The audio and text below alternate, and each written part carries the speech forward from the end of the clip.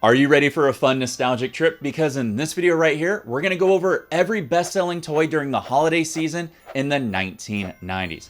You can even turn this into a fun game and guess for each year if you want to. Are you ready? Here we go. For 1990, we have a tie between everything Nerf and the original Nintendo Game Boy. Nerf toys were so awesome as a 90s kid. Whether you were indoors or outdoors, you just had a blast tagging your friends with the Nerf guns and blasters that they had. Face it, you're either on one end of a Nerf weapon or the other. Plus, in 1990, this is when Nerf released their famous series of Super Soakers. During the holiday season of 1990, it is said that Nerf brought in more than $200 million in sales. It's Nerf or nothing. Another highly sought after toy was the original Nintendo Game Boy, which did come out in 1989, but it gained huge traction in 1990 and continued all the way to 1995. This handheld gaming device revolutionized portable gaming, and it also put a huge dent in your parents' wallet with how many batteries this thing ate. You really gotta get one of these. Game Boy by Nintendo. Have you had your fun today? Next up is 1991, where we have the Teenage Mutant Ninja Turtles action figures.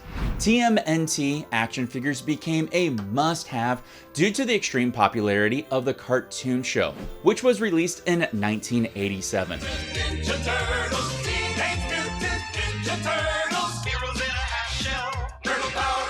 The TMNT franchise action figures, playsets, and vehicles hit their peak popularity in 1991, generating, get this, over $1 billion in sales.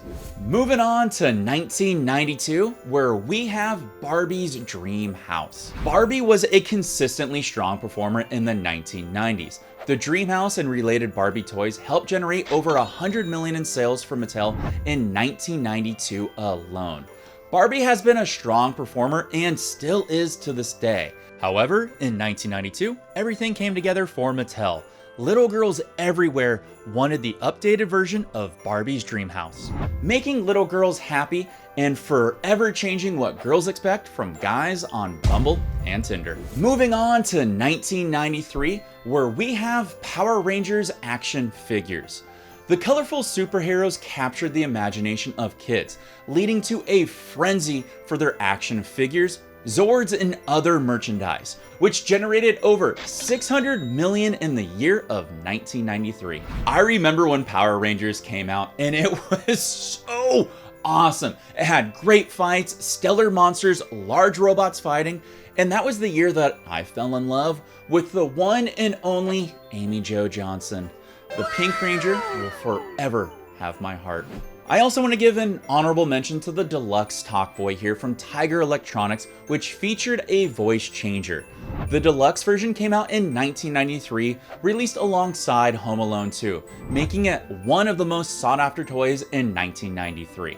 I personally remember always wanting one of these, but I never knew what I would actually use it for. And I'm sure that's probably most kids out there, but it was just so cool to have this thing. Credit card, you got it. Moving on to 1994, where we have Pogs. That's right, I said Pogs. 1994 is tough because most toys were kind of even for that year. You had toys like the Casio Secret Sender 6000, which was an electronic organizer that became a precursor to the modern smartphone and was a huge hit among kids. Then you also had the Tiger 2 XL robot, a large interactive robot that could talk and move. And then you also had the Play-Doh cookie loving oven, a fun and creative toy that allowed kids to make their own Play-Doh cookies. Play-Doh was always such a funny toy to have because you knew someone that was eating Play-Doh, which probably explains a lot about my generation.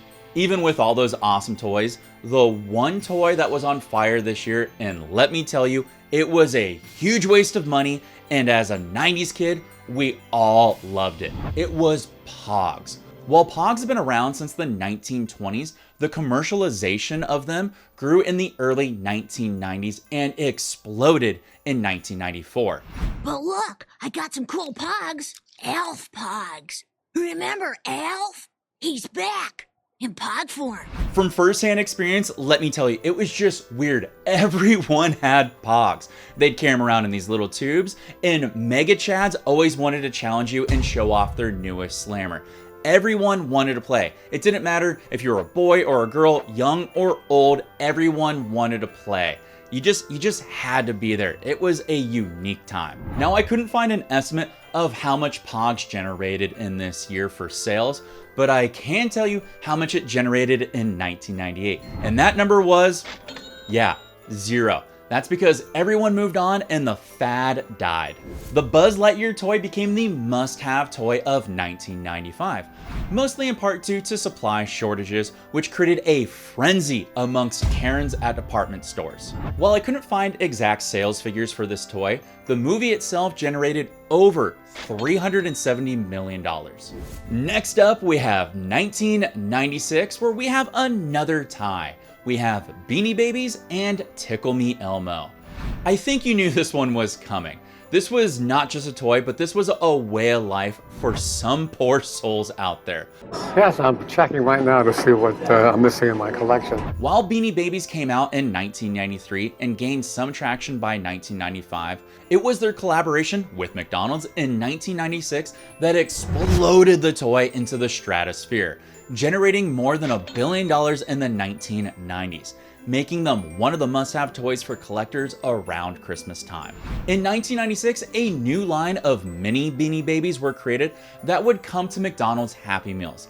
This ignited an extreme frenzy of new and very sad collectors. No joke, I have vivid memories of going to McDonald's with my mom, and some Karen would be at the front counter bitching to some teenage employee that she already has this Beanie Baby and demands a different one. If you thought people were bad to workers today, the ones that lived through the Beanie Baby war phase, those people are true warriors. When it comes to the actual king of Christmas of 1996, that title goes to Tickle Me Elmo.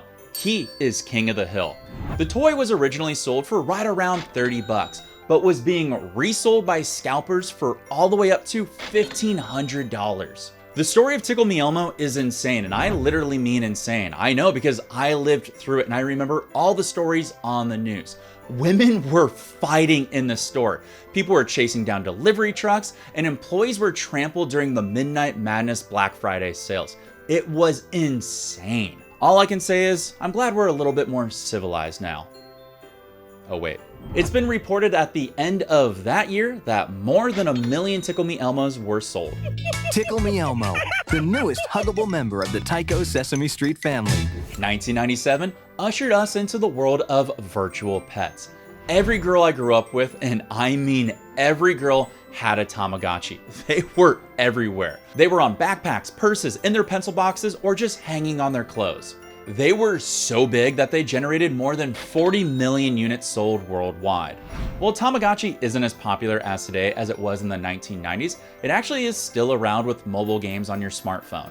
Plus, for a fun little side note, it actually spun off into something that you've probably heard of as a huge cult hit, which was Digimon Digital Monsters. Digimon, digital monsters, Digimon. Moving on to 1998, where we have the Furby. Furby became one of the biggest toy phenomenons of the decade, selling over 14 million units globally during the Christmas season alone, which was an exceptional feat for the toy industry. Furby in 1998 kind of has the same story as Tickle Me Elmo. Furbies were sold for right around $35, and they sold extremely well, which catapulted the demand during the Christmas season. This led to resellers pricing them at over $100, and some auction houses pricing them over $300 per Furby. It's kind of interesting, with more than 14 million units sold, I didn't know anyone that had a Furby, boy or girl. So I'm kind of curious, did you have one? And I want to know even more than that, was it actually a fun toy? Moving on to 1999, where we have everything Pokemon. That's right, I mean everything Pokemon. Pokemon debuted in 1998/1999 and became a behemoth, which set it on fire to be a must-have gift for this year. Pokemon! Gotta catch 'em all! Gotta catch 'em all! Pokemon! When it came to Pokemon merchandise, it dominated in every category. From clothing to Pokemon trading cards, to video games where you had Pokemon Red and Blue for the Game Boy, which technically did come out in 1998, but it gained huge traction in 1999. And then you had Pokemon Yellow, which did come out in October of 1999. The Pokemon franchise quickly reached a fever pitch, and kids everywhere were eager to catch them all. There were some awesome toys in the 1990s, and I want to know, did you own any of them? And were they good toys to have on the holiday season? Let me know in the comments down below, and while you're down there, also let me know what you want to see on this channel, and don't forget to hit like and subscribe. I want to blow this channel up so I can continue to make more content for you to consume about all the fun nostalgic things that we'll go back and visit. If you want to check out any more nostalgic good vibes, check out some of the videos over to my side, where you can learn more about Salute Your Shorts and Hey Dude. I'll catch you all in those videos, and have a good one. Peace.